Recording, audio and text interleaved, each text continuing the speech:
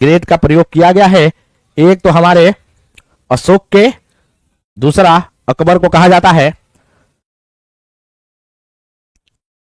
Ankit Sinha, thank you बेटा, मजा आता है तो अच्छी बात है, आपको अच्छा लगता है तो बहुत बढ़िया, थोड़ा सा बहुत अच्छी बात है कि आप लोग पसंद करते हैं, लोगों को बताइए भी, अच्छा लगेगा। तो देखिए कहानी प्रारंभ जहां से खत्म हुआ था वहीं से प्रारंभ करते हैं। तो कहानी प्रारंभ कहां से होगी? तो कहानी प्रारंभ होगी चंद्रगुप्त की मृत्यु के बाद, और चंद्रगुप्त मौर्य चले जाते हैं कहां पे?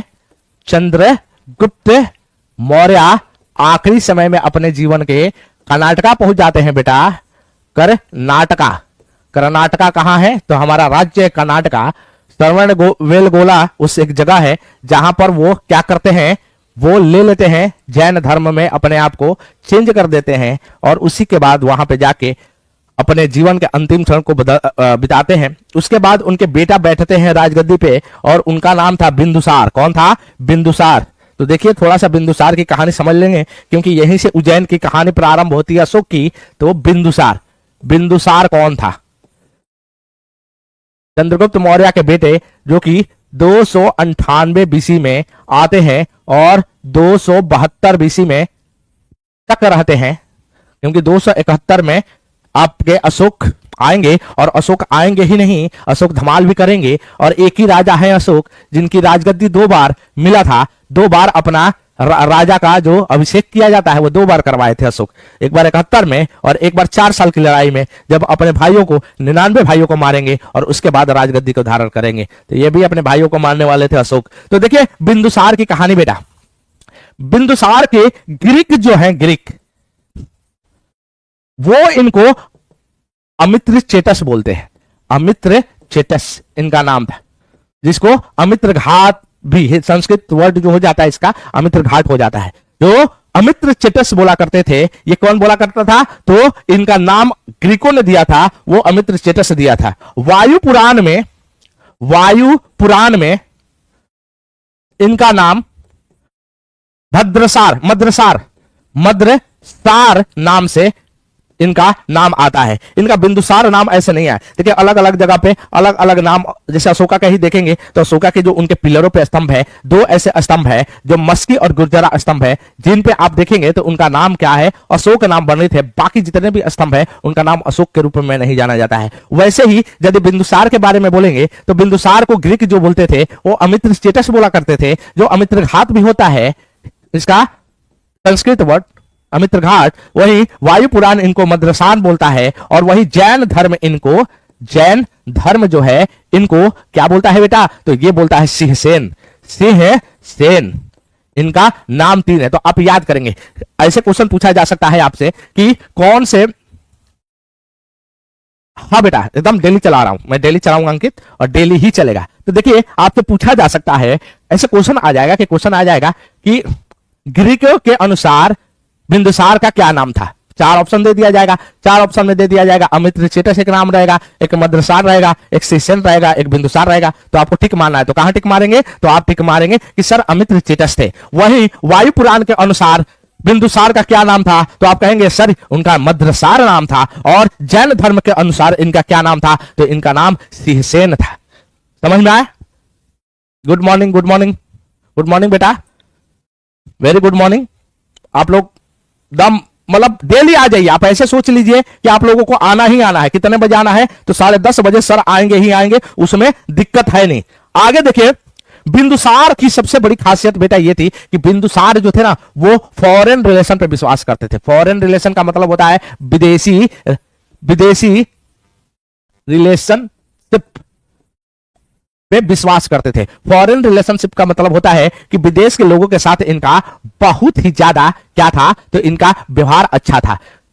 कैसे पता चला? तो हम देखेंगे, सोर्स से हमें पता चलता है कि इनके दरबार में 2 तरीके की एम्बेसडर हुआ करता था। एक का नाम था डायमेकस और दूसरे का नाम होता था डायोनिसस। का नाम थोड़ा सा डिफिकल्ट है लेकिन आपको याद करके रखना है।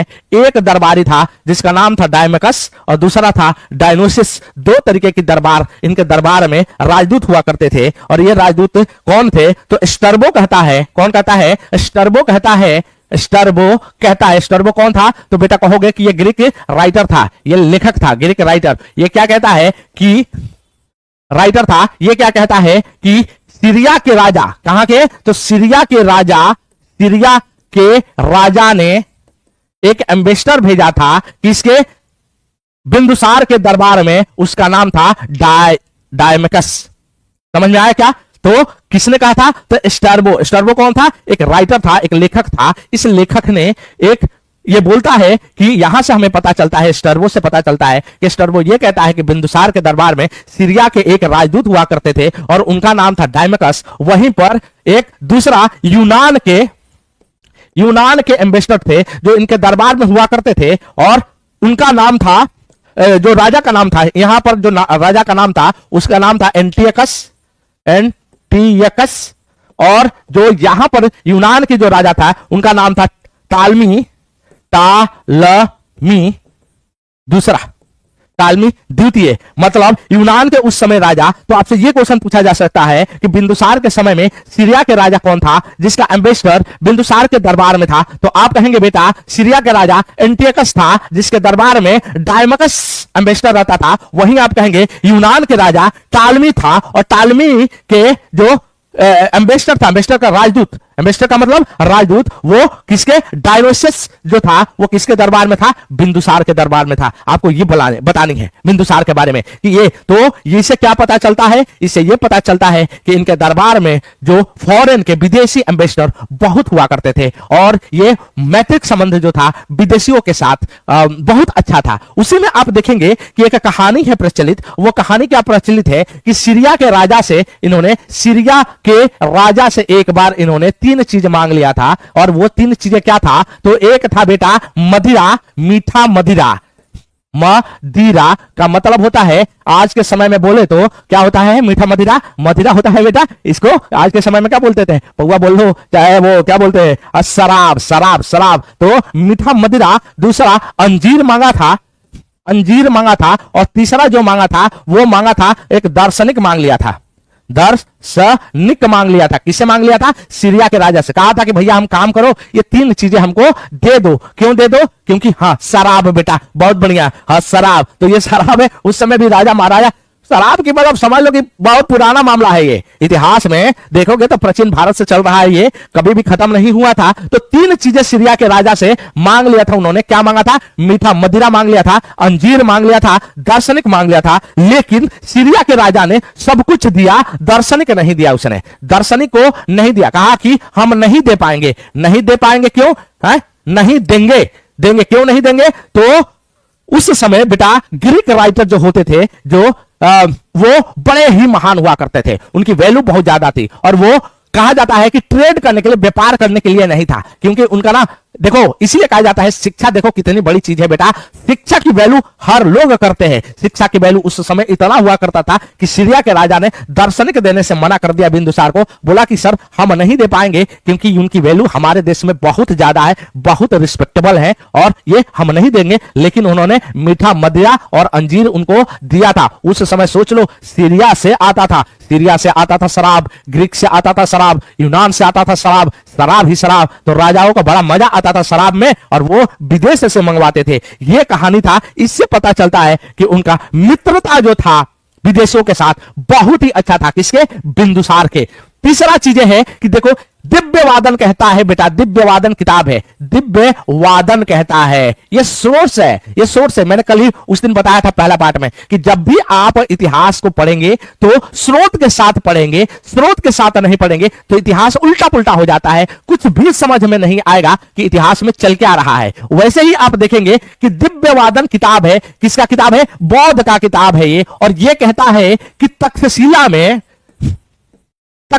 में बिंदुसार के समय में 2 विद्रोह हुआ था, 2 बार विद्रोह हुआ था। एक बार तो अशोक को भेजा गया था। यही से प्रारंभ होती है बेटा अशोक की कहानी। एक बार किसको भेजा गया था? एक बार अशोक को भेजा गया था और दूसरा सुसीमा को भेजा गया था। सुसीमा इनके बड़े भाई थे।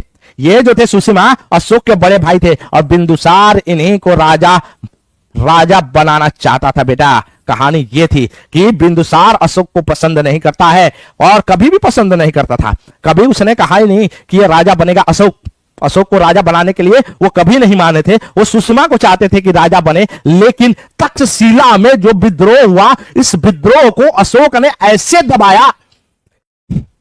दबाया कि उस उज्जैन में, कहा जाता है तक्षशिला में, उज्जैन में नहीं, उज्जैन में उस समय राज्यपाल हुआ करते थे। उज्जैन के राज्यपाल, आपसे कोई पूछे कि जब तक्षशिला में विद्रोह हुआ था तो अशोक कहां के राज्यपाल थे, तो आप कहेंगे कि वो गवर्नर थे, वो उज्जैन के। कहां के? तो उज्जैन के गवर्नर थे। और उन्होंने जो विद्रोह हुआ था, कहां हुआ था? तक्षशिला में विद्रोह हुआ था सर। और उस तक्षशिला में विद्रोह को जो दबाया था अशोक ने, वहीं से प्रारंभ होता है अशोक की कहानी, क्योंकि दावेदार हो गया था। इसके बाद जब तक्षशिला में विद्रोह को दबाया तो ये दावेदारी पेश कर दी वहीं से कि मैं ही राजा हूं। इसलिए कहा जाता है किसी को कोई पदवी दे नहीं सकता। पदवी और स्वतंत्रता बेटा कोई भी दुनिया में किसी को नहीं दे सकता। ये सारे के सारे चीजें छीना जाता है। स्वतंत्रता को भी छीना जाता है। कोई स्वतंत्रता आपको नहीं देगा इस दुनिया में। और दूसरा, कोई भी राजा नहीं बनाना चाहेगा कि आप राजा बन जाओ, प्रधानमंत्री बन जाओ, आईएएस बन जाओ, आईपीएस बन जाओ या ऑफिसर बन जाओ। सब आपको दबाएंगे, लेकिन आपको क्या करना होगा? छीनना होगा। अशोक से सुनिए कि अशोक ने इस तक्षशिला को, इसने अपने पोटेंशियल को दिखाया, अपनी शक्ति को दिखाया। कहां दिखाया? तक्षशिला की लड़ाई में दिखाया, जहां विद्रोह हुआ था। और इस विद्रोह को इतना भयानक दबाया कि वहां से अशोक का नाम गूंजने लगा। जो बिंदुसार नहीं चाहते थे कि वो राजा बने, लेकिन वहां से राजा की इनकी प्रारंभ होती है। यह कहानी है बिंदुसार की। बिंदुसार जिन्होंने, कहां से? तो अशोक जो पैदा होते हैं, वो अशोक पैदा होते हैं कहां पे बेटा? अशोक पैदा होते हैं तक्षशिला में। पैदा होने का मतलब जन्म नहीं।